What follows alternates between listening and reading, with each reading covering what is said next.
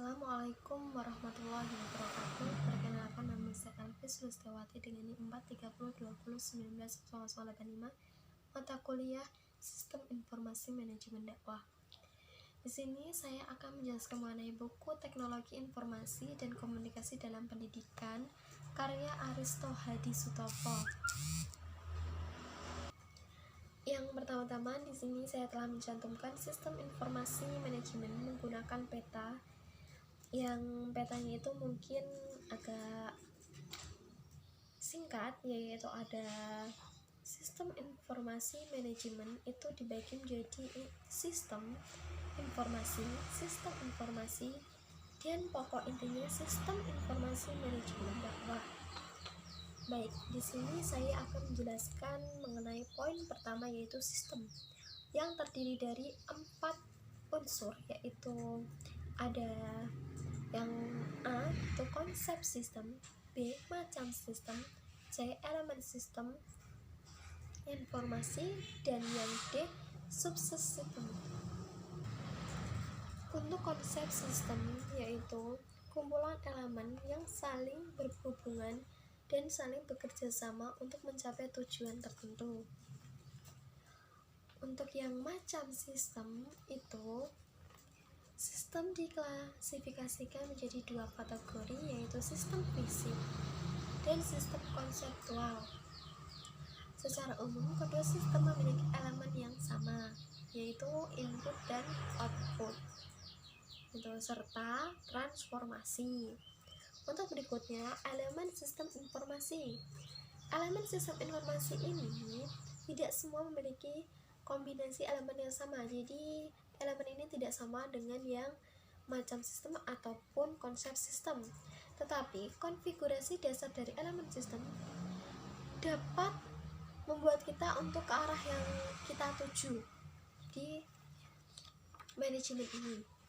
Untuk berikutnya, subsistem adalah suatu sistem yang dimana sistem yang lebih besar itu ada di subsistem ini. Untuk informasi dibagi menjadi beberapa juga, yaitu A relevan, B akurat, C tepat waktu, D ringkas, E jelas, F dapat diukur, G konsisten. Yang pertama itu relevan, yaitu berkaitan dengan sejauh mana informasi tersebut dapat membuat perbedaan untuk alternatif pengambilan keputusan. Akurat, keakuratan informasi berkaitan dengan ketepatan dan keandalan informasi tersebut, sehingga informasi yang akurat berarti bebas dari kesalahan dan tidak menyesatkan bagi pemakai informasi.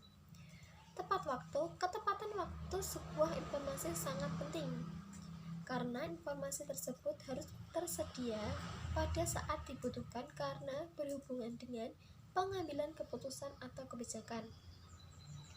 Ringkas, keringkasan sebuah informasi berarti informasi tersebut sudah digolongkan dan disajikan dalam format yang tidak terlalu detail.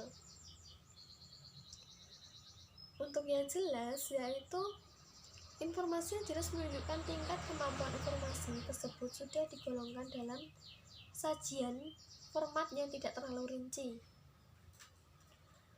Dapat diukur itu merupakan pengukuran informasi yang dapat diukur akan menambah nilai informasi tersebut. Sedangkan yang terakhir, konsisten, sebuah informasi berhubungan dengan kemampuan untuk dapat dibandingkan dengan informasi sejenis dari fungsi yang berbeda atau informasi yang sejenis dengan waktu yang berbeda. Untuk sistem informasi juga dibagi jadi beberapa, yaitu A siklus pemrosesan informasi, B sistem informasi berbasis komputer, C pengembangan sistem. Yang siklus pemrosesan informasi yaitu data yang masuk dapat diinput, diolah menjadi informasi atau output. Jadi dari input menuju output. Untuk sistem informasi berbasis komputer membuat keputusan untuk memecahkan masalah dan informasi digunakan untuk membuat keputusan. Dan di sini dibagi menjadi 5, yaitu accounting informasi system, manajemen informasi sistem, decision support informasi sistem, official automation system, export system.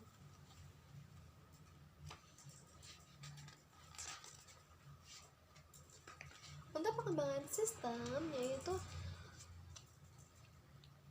sistem merupakan tahap-tahap yang disebut siklus pengembangan sistem.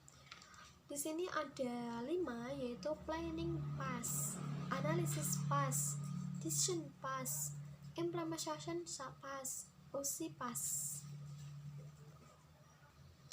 Untuk sistem informasi manajemen, sebuah sistem manusia atau mesin yang terpadu integrated untuk menyajikan informasi guna mendukung fungsi operasi manajemen dan pengambilan keputusan dalam sebuah organisasi.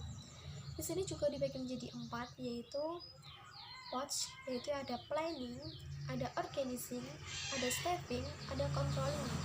Planning yaitu membuat rencana jangka pendek maupun jangka panjang untuk organisasi dan menentukan tujuan untuk membuat perencanaan.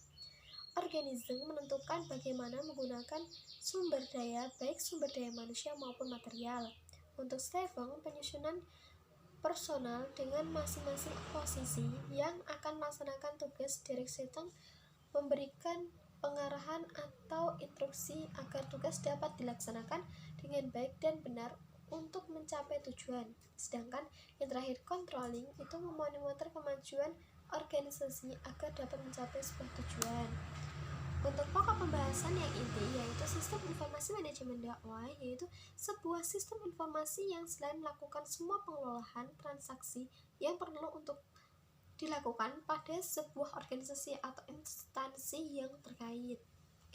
Mungkin cukup itu yang bisa saya sampaikan, kurang lebihnya saya mohon maaf. Wassalamualaikum warahmatullahi